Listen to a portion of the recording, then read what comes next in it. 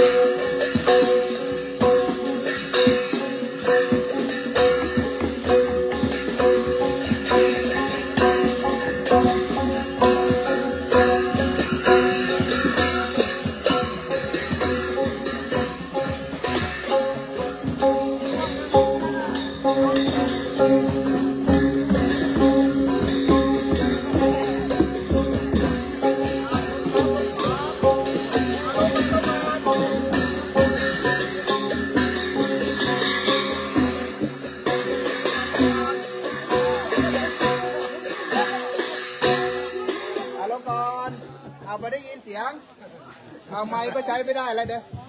ฮัลโหลฮัลโหลอันนี้ผมครับ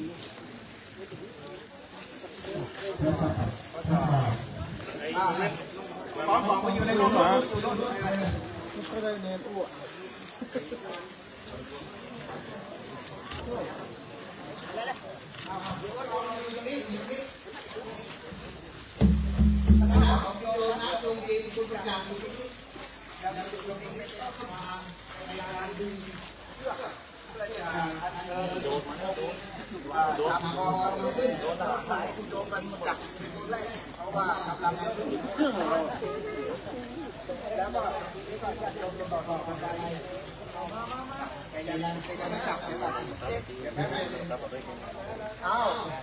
เอาจัดนี่นอนลงมาหาอาจารย์หน่อยช่วยกันหลายคนกันหลายคนพอโน้มลงมาโอเค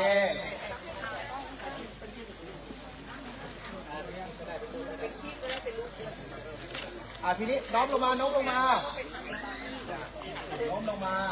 อาตมาจะถอดยอดให้ทางเจ้าภาพมีคุณนัทจงจินและคุณประจักษ์ได้สักการะบูชานะเข้าพิธีปล่อยน้ำพระมนต์จะให้ประโยชน์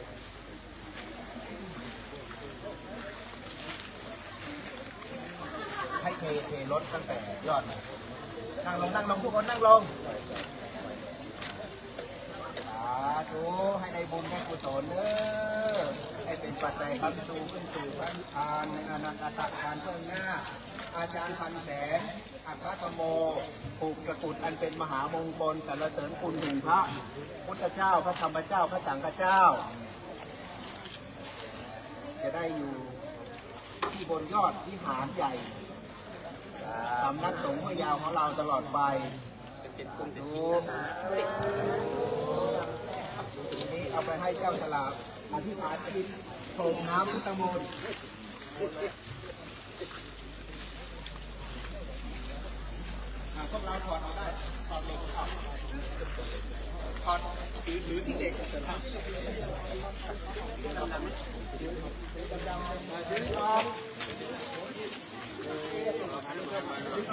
นอนหน่อยไม่ได้ทำไปทั้งชุดทีนี้ยกไปให้ช่างไปใส่พญาหงส์ทองจะอัญเชิญขึ้นให้คณะช่างปลูกขึ้นอาจารย์พันแสนเอายอดไปเสียบขอท่านหน่อยจ้าไปเก็บได้จ้ากองเตรียมงองต่อไปคณะก็เร็วกองมงเตรียมจังอ้าวพระสงฆ์องค์เจ้าอยู่ตรงนู้นเดี๋ยวกันได้สัญญาณก่อนจะให้แห่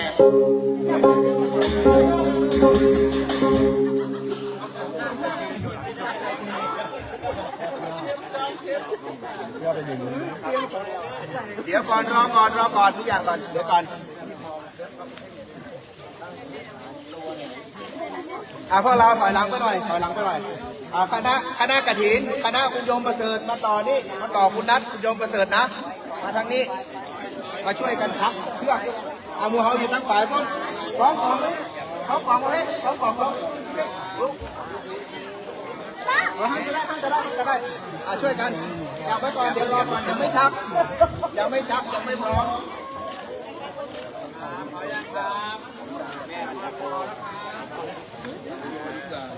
มันต้องออกหน่อย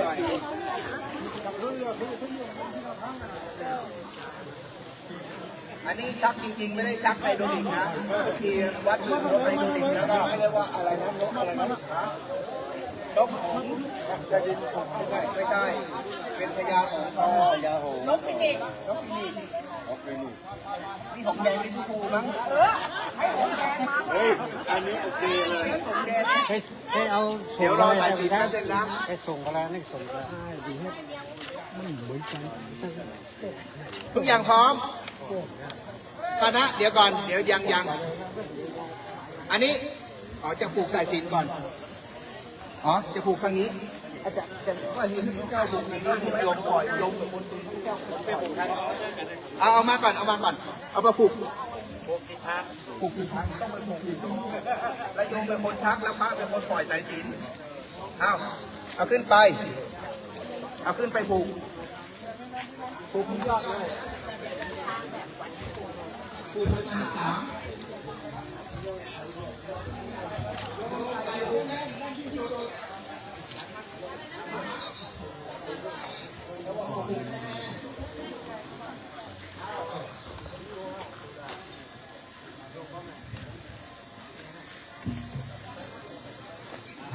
ต่อไปก็รอให้ท่านขึ้นเตียงพร้อมขึ้นบนหลังคาพร้อมท่านขึ้นเตียงพร้อมก่อนนะ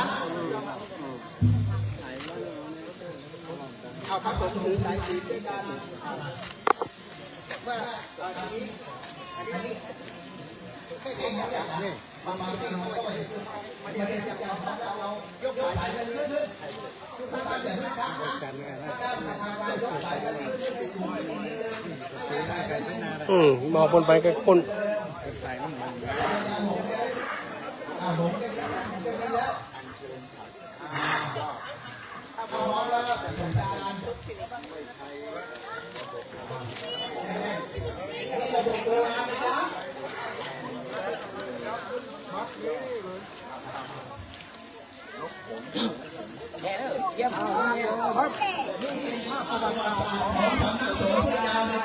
ฐานหลังใหญ่ครอบคลุมพระพุทธรูปพระเจ้าทันใจและพระเจดีย์เป็นสิ่งศักดิ์สิทธิ์ครับประดิษฐานอยู่เหนือยอดดอยสำนักสงฆ์ยาวนี้โดยการสนับสนุนงบประมาณการจัดสร้างโดยคุณดร.นัทจงกินและคุณประจักษ์ราศีพร้อมกับครอบครัวได้น้อมถวายมอบเงินให้แก่อาตมาเป็นผู้สร้างสิ้นทุนทรัพย์1 ล้านบาทวันนี้จะได้ทำการยกยอดฉัตรประดิษฐานแล้วเราจะได้ตกแต่งหลังคาวิหารแล้วก็ทำให้เสร็จต่อไปนะวันนี้เพราะฉะนั้นทุกสิ่งทุกอย่างพร้อมข้าเป็นเทพธิดาเจ้าขายเจ้าทุกเจ้าท่าเจ้าป่าเจ้าเขาเทวาอารักษ์ผู้ได้ปกปักรักษาศาสนสถานสำนักสงฆ์ห้วยยาวเทพบุตรเทวดาเจ้าอันได้อยู่เฝ้ารักษายังสมุขมีฐานแห่งองค์พระประธานเจ้าทันใจและพระมหาธาตุเจ้าทั้งหลายการละบัดนี้อุบาสกอุบาสิกามหาชนทั้งหลายและพระมหาเถระเจ้าอันมีหลวงปู่เจ้าชาภูวิชัยยะผู้เป็นประธานสงฆ์และอุบาสกอุบาสิกาทั้งหลายจะพร้อมเพรียงกันน้อมถวายยอดฉัตรนี้เป็นพุทธบูชาธรรมบูชาสังฆบูชาขออานิสงส์แห่งการบูชานี้จงน้อมนำพาให้ข้าพเจ้าทั้งหลายจงมีชีวิตที่เจริญรุ่งเรืองตลอดไปนึกคิดสิ่งใดขอให้สมใจทุกอย่างคิดเงินให้ได้เงินคิดทองให้ได้ทองขอให้ได้สมใบปองขอให้ได้ถึงครองแห่งมรรคผลพระนิพพานในอนาคตการอันใกล้จะมาถึงแก่ข้าพเจ้าแม้นว่าข้าพเจ้าทั้งหลายเวียนว่ายตายเกิดตายในวัฏสงสารขอให้ข้าพเจ้าทั้งหลายจงได้พบพานแต่พระพุทธศาสนาขอจงน้อมนำพาข้าพเจ้าได้สร้างกุศลผลความดีอย่าได้มีความขัดสนในทุกภพทุกชาติขอให้ได้มีกินมีใช้อุดมสมบูรณ์เป็นทุกภพทุกชาติขอให้ข้าพเจ้าได้ผ่านครูบาอาจารย์ที่แนะนำสั่งสอนให้ถึงแก่คุณงามความดีขอเดชะบารมีจงนำพาข้าพเจ้าถึงสุคติขอเดชะบารมีแห่งการบำเพ็ญบุญให้ข้าพเจ้าทั้งหลายน้อมถวายบูชาแด่องค์พระพุทธพระธรรมพระสงฆ์ณกาลบัดนี้ของกอง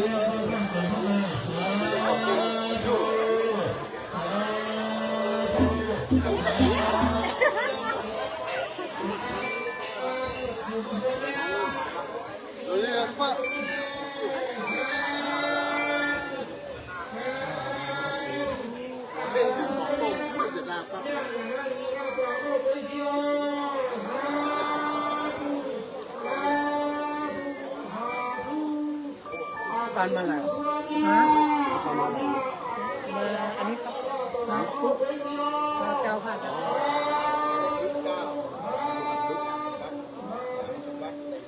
เรียบร้อยแล้วพูดเลยเดี๋ยวประเด็นไหนแล้วฮะวิทยา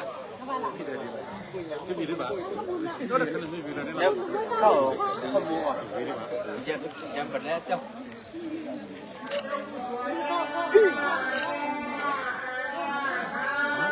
เราเพื่อนเขาชอบบ้านเขาเลยในบทตอนนึงชอบนี่ก็คือเลย